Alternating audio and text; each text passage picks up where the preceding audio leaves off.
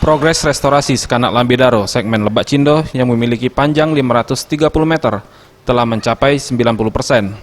Kawasan yang sebelumnya kumuh kini mulai ditata.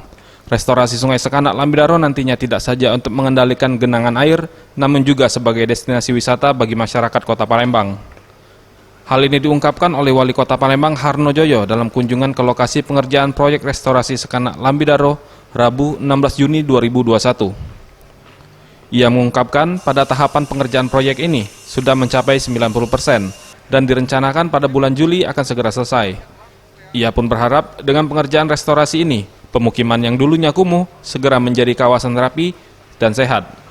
Dan juga diharapkan masyarakat dapat mendukung proyek strategi nasional ini.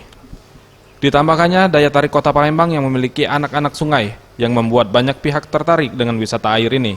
Karena itu, Kota Palembang ditunjuk oleh Kementerian Pekerjaan Umum dan Perumahan Rakyat untuk melakukan restorasi Sungai Sekanak Lambidaro, Palembang sekaligus akan menjadi role model destinasi wisata sungai di Indonesia. Hari ini kita lihat terkait dengan restorasi Sekanak Lambidaro khusus pendistrian sepadan.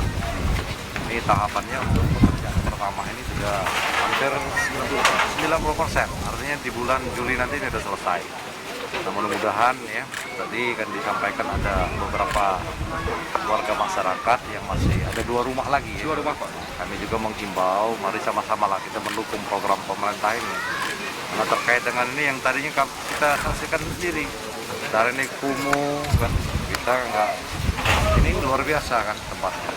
Dan rumahnya sudah bagus, nantinya dengan tempat yang rapi, bersih, insya Allah derajat kesehatan masyarakat makin membaik dan insya Allah ekonomi juga bisa tumbuh di sini ya. Dan dulu kita rame-rame di pendistrian Sudirman. Kami yakin kalau tempat ini sudah bagus, kemudian IPAL disiapkan secara komunal di sini, mudah-mudahan air ini bisa terjaga. Artinya kita nanti untuk rekreasi di sini mudah-mudahan ya. Ini juga merupakan sebagai destinasi ya, destinasi yang baru bagi masyarakat Kota Palembang khususnya. Tim Liputan Sriwijaya TV.